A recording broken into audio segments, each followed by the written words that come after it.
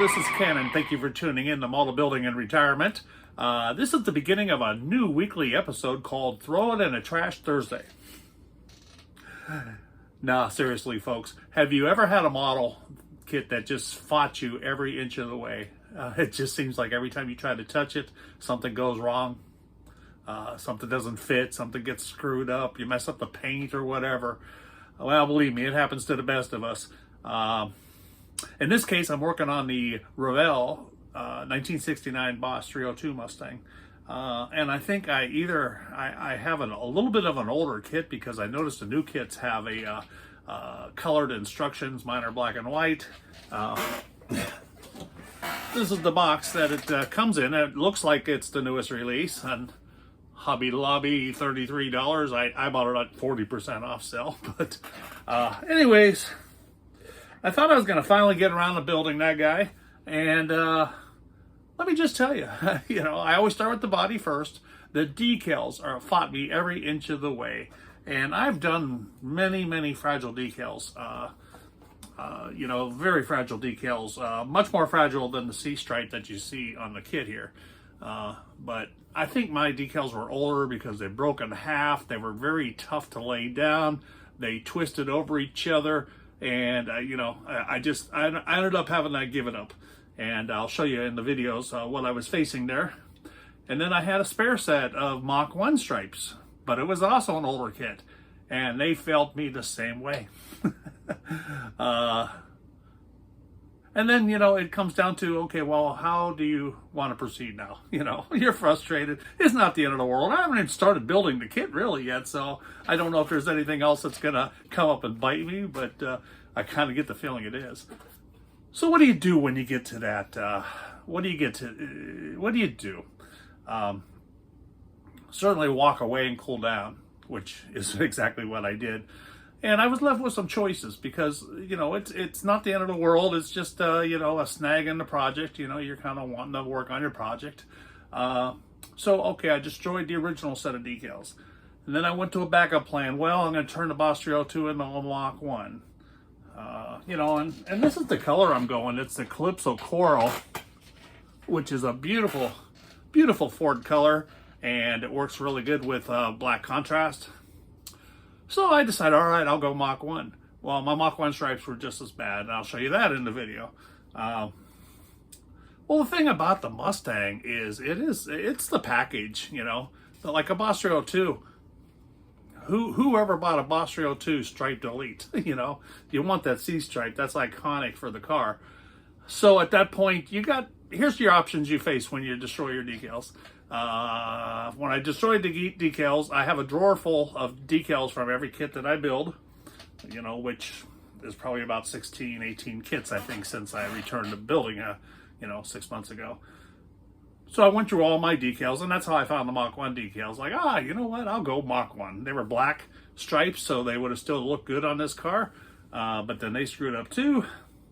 Went through all the rest of my decals and just nothing else really fit. So then it's like, okay, well, maybe this is going to be my first build with total custom paint job where I just mask off and do my own thing. Stripe it, do tritone paint, different colors and everything. It's like, yeah, I've been wanting to do that, but this was not the kit that I really wanted to do it to. So,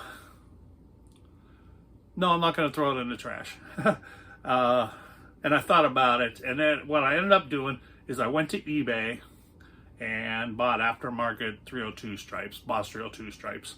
So now, I'm just delayed. I'll probably be delayed a week, and we'll try those out. But what ticks me off is I do have decal paper, and all I had to do, but I forgot about that. I forgot about it, didn't even think about it. But I could have scanned my decals first. That way I have a backup. I could have printed my own because they don't need white, because they're just black decals going on a bright orange. So just on clear paper, printing black would have worked fine. But anyways, this episode's kind of a joke, but yes, it's frustrating. And then I went to foil. I was like, okay, well, what can I do? Well, you know what? I'll do my foil around the windows, while I'm waiting for my decals. And I got to be honest, even that fought me. I don't know. I guess it just wasn't my day to be working on models, but I did. I got that done. And all right, so it's a delay, and it's going to cost me about $10 for the decals and shipping and everything. So add another $10 to the kit. Kind of ticks me off a little bit, but once you get committed and want to build a car, you want to build a car. So that's my rant for the day. But I'll put some footage on here so you can see what I was fighting with the decals. I'm sure it's happened to you before. But I got my way out of them. I mean, I have fixed my way out of many a bad decals. All the situations I was facing on this, I have faced on other builds.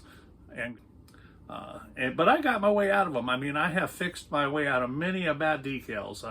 All the situations I was facing on this, I have faced on other builds and got out of them by just being patient and working it with water and a fine brush and a Q-tip and a toothpick.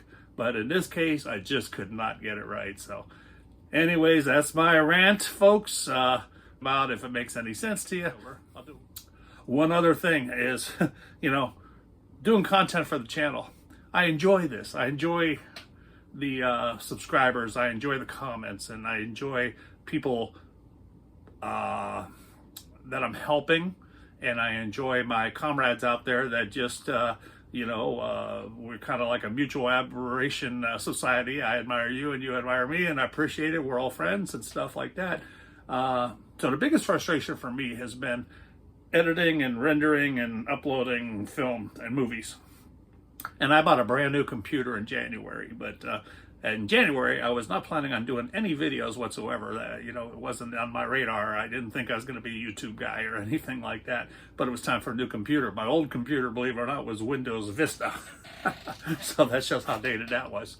So I bought a Dell standalone all-in-one computer, not all that powerful or anything, because it was only meant for doing some word processing, a little bit of budgeting, and a little bit of surfing the web or whatever. And most of the stuff I do on either my phone or my iPad anyways. But when I got it in editing, I had to rely on the old Dell, and it has fought me. Every video that I have produced for this channel has been done on that Dell, and I can't tell you the hours it takes to render and upload and get a video done. And I got so frustrated. It's like, okay, I got subscribers growing, the channel's growing, I'm enjoying what I'm doing, but I'm so frustrated with that I went out, and it cost me some money, but I went out and bought an Apple Mac Studio. And so I'm making a switch to the dark side. Instead of a Windows-based computer, I'm now totally Apple or Mac. I gotta tell you, I've only had it for a few days now, but man, that thing is lightning fast. But even then I got upset because I'm primarily doing my videos by phone. I've not bought an expensive camera yet. I think my phone does a pretty good job, but the camera or the phone, it's an Apple, it's an iPhone, and so is the whole computer. And then I uploaded a couple different, or downloaded a couple different software programs. One was the DaVinci program, and the other one was CapCut. And very frustrated to find out that neither one supports the Apple MOV files. It's like, oh, come on, it's a really good editing software, and it's supposedly compatible all the way with Apple, but it won't support the iPhone. So I was faced with, okay, now what do? Do I upgrade camera system? Well, I certainly can, and I want to someday, but I'm not going to go cheap on a camera. And so the camera system I want is probably going to be close to $1,000, and I can't justify the cost. So I did end up using iMovie, which is just a built-in editing software for the Mac.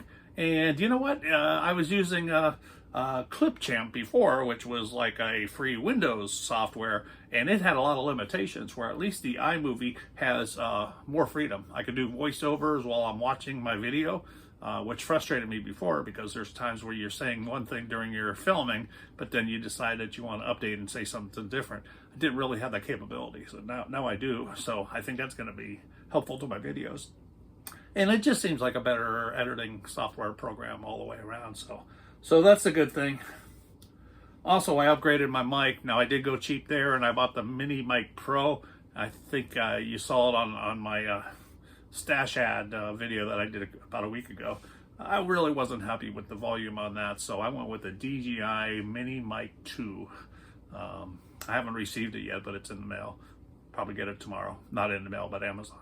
And I think that's going to do much more, sound a lot better, you know. It's a difference between the first one was like $15, and now I'm paid I paid $230 for this new one. So hopefully that'll work. Slowly but surely, you know, trying to invest into upgrading my equipment or whatever. Anyways, folks, that's my rant for the day. You have a good day. No, I'm not going to throw it in the trash. I'm just waiting for my new decals to come, and we'll continue on. And while I'm waiting for that, I'm just going to move on to the engine, chassis, and interior. So, hey, you guys all have a good day, and thanks for watching.